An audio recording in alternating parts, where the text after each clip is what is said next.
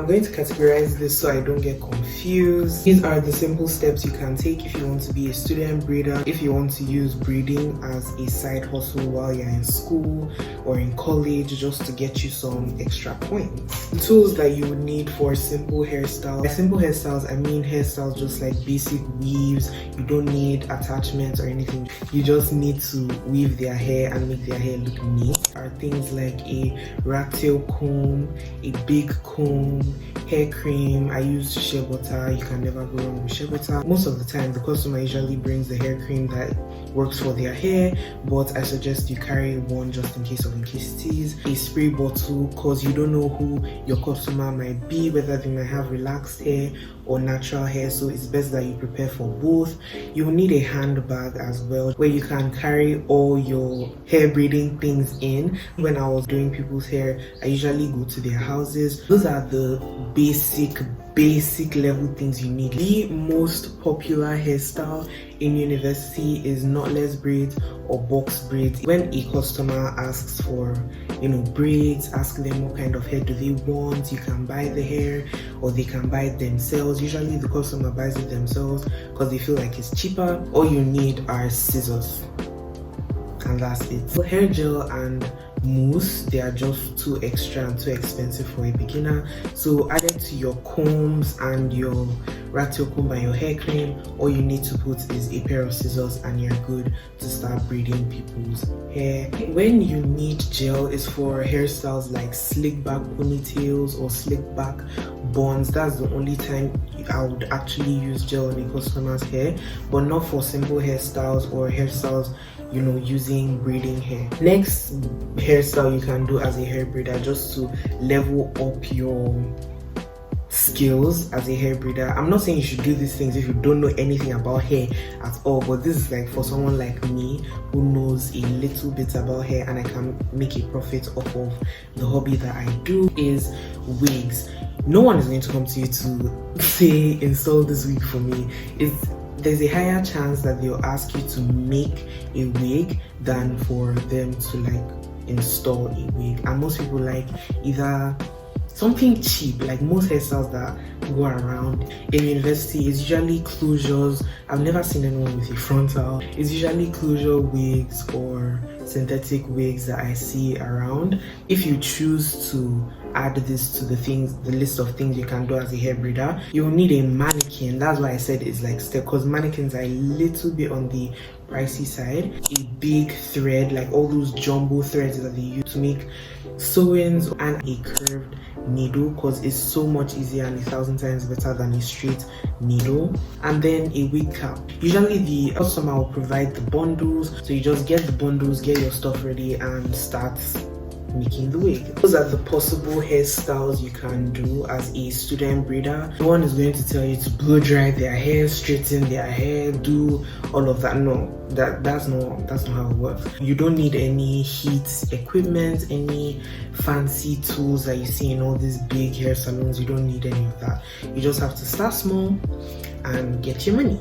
Next is pricing. Do not charge whatever you please. Take your skills in the customer's perspective, not your perspective, because if it's your perspective, obviously you feel like you're doing top notch, but the customer may complain about some certain things that you have to take into consideration when you're pricing. A lot of factors affect pricing, like for the less tedious hairstyles, those should be the cheapest hairstyles, and for the more tedious hairstyles like very long tiny box braids, those kind of tedious hairstyles and wig making, those should be more on the expensive side because they take a lot of effort to do and a lot of time out of your day, so you should charge more for what you're doing. Another thing that can affect pricing is where you are. For example, if I school in the University of Abuja and someone asks me, oh please can you do knotless braids for me, maybe waist length, it is reasonable for me to charge maybe 5,000 to 8,000 naira for that hairstyle in Abuja. But if I'm in a place like Jos for that specific hairstyle,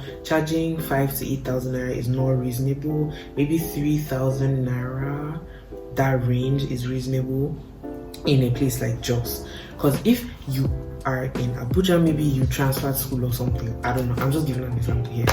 If you were a braider in University of Abuja and you come to a place like Jos and you're charging Abuja price for a place like Jos, you wouldn't get no customers. There is no way you are putting your clients and you all are sitting under a tree in the hot sun, and your client is on a stool and you're charging them the same price someone who has a huge salon with air conditioner, comfortable seats are charging. That doesn't even make any sense. You are not a professional. People talk. So if your braiding skills are trash, people are going to talk, and that will lead to one-time customers, and that will lead to no customers at all. If you are braiding maybe knotless braids and it doesn't look neat, it looks very rough, like you were just playing with the attachments or you were just playing with the person's hair, that's a waste of the person's time. So there is no way like you can do a trash hairstyle. The customer will tell you that this is a trash hairstyle and you can open your mouth to charge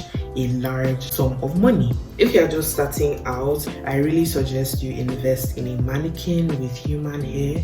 That way you can be practicing and practicing and practicing, and that way your skills can get better over time. Another thing when it comes to pricing is to take notice of the salons around. The whole point why your classmates should come to you as a student braider is because you can give them what they want while they pay you a cheaper price than other salons in the marketplace or nearby in the school. When it comes to braiding, I usually do service before payment. There has never been a situation where I braid someone's hair and it's time to pay up and she doesn't pay. I've never been in that kind of situation. I suggest you do service before payment, because in a country like Nigeria, they wouldn't necessarily believe you can do what they want you to do if you ask them to pay you before you can give them your services. Like, no one would be your customer and you don't want that. So I just do the person's hair. I usually come to the person's place, or they come to my place, anyone that's comfortable with them, but usually I come to their place and then I start on their hair. Once I'm done with their hair, immediately they just pay me my money and I go about my day.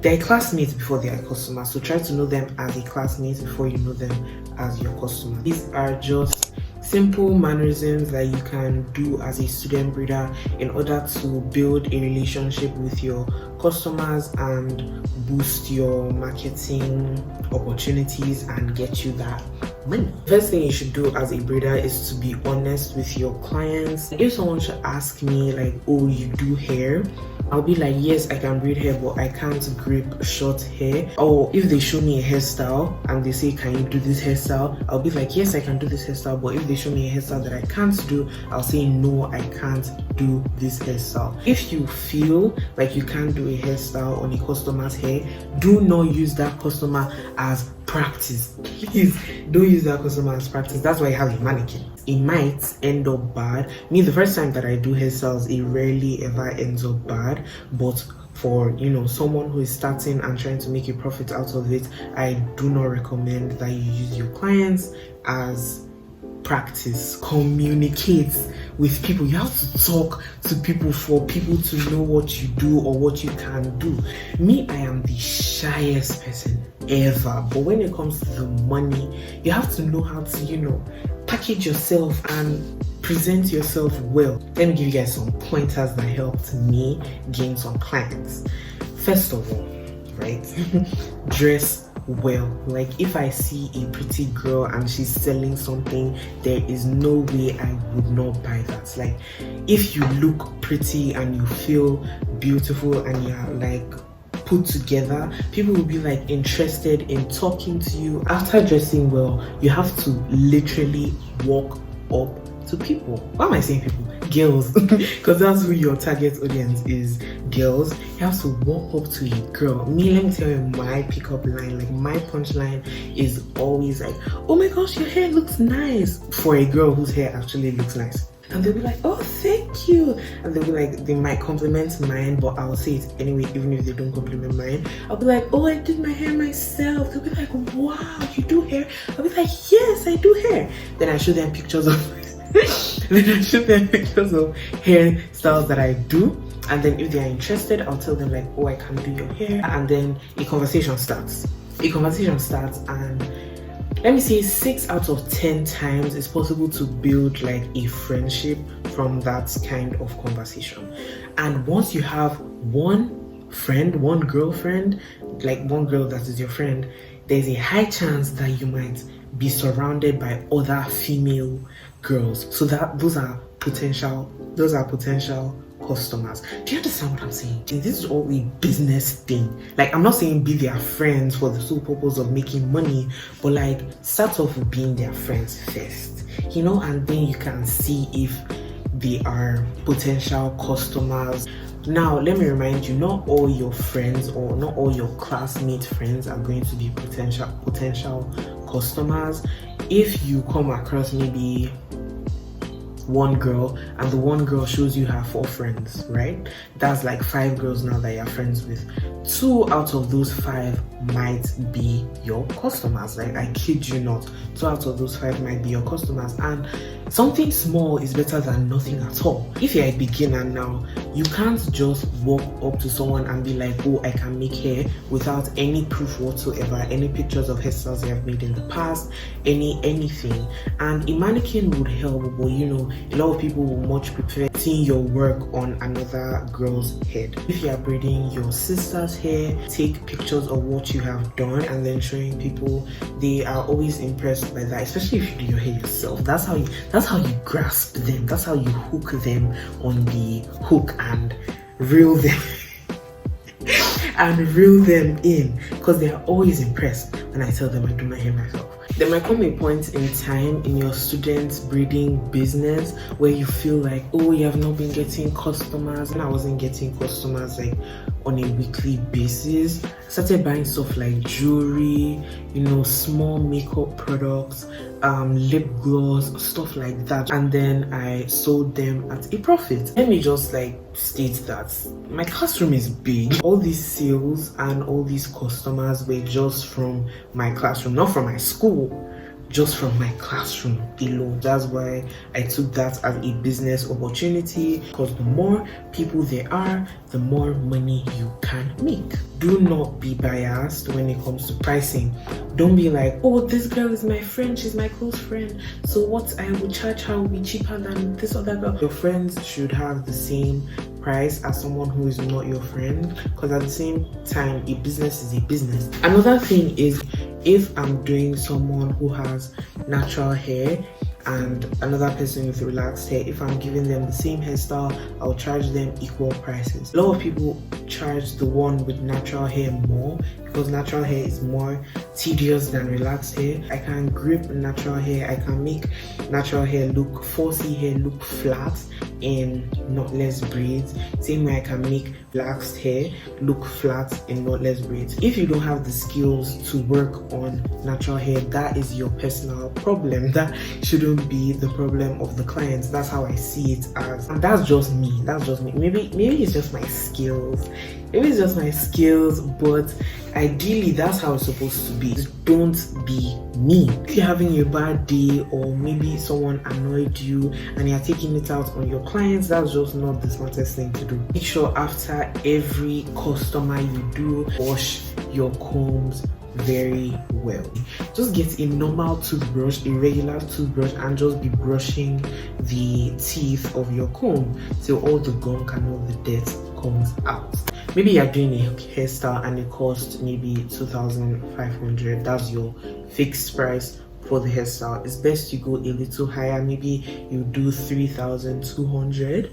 You say it's 3,200, and they will try to like bring it down to maybe 2,800 or something like that. That's just how negotiation works, and that's how pricing works. So it's best to go a little bit higher than your fixed price. If you say like your price is 2,500, they would want to go lower than 2,500. Regardless what you say your price is, they will always want to go lower.